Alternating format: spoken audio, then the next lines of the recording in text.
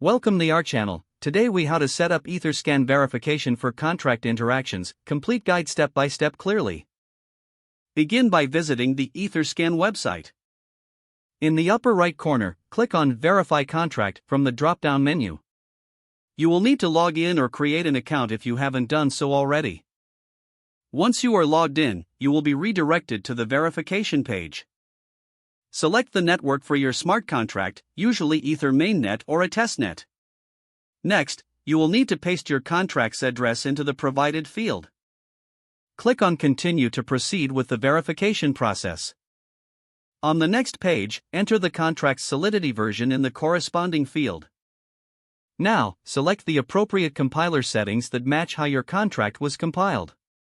If your contract relies on any libraries, enter the library addresses in the designated fields.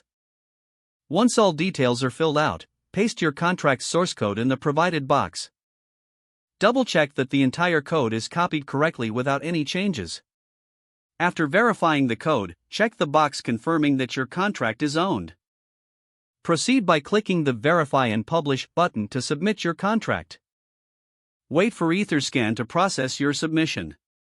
If the verification is successful, you'll see a confirmation message indicating your contract has been verified. You can now interact with your verified contract and share it with others. Keep the verification details for future reference or updates to your contract. If the page does not load, refresh the browser or try again in a private or incognito window. Make sure you are using the correct email address, then retype it carefully to avoid small typos. If your password is not accepted, use the reset option and create a new strong password you can remember. Check your spam folder for verification or security emails, then complete any requested confirmation steps.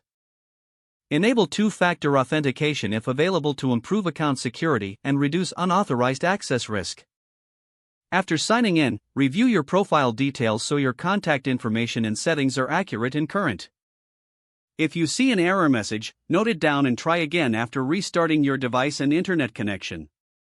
Log out when you finish, especially on shared devices, to keep your account and payment information secure. If the page does not load, refresh the browser or try again in a private or incognito window. Make sure you are using the correct email address, then retype it carefully to avoid small typos. Don't forget to like this video and subscribe to our channel for more step-by-step tech guides.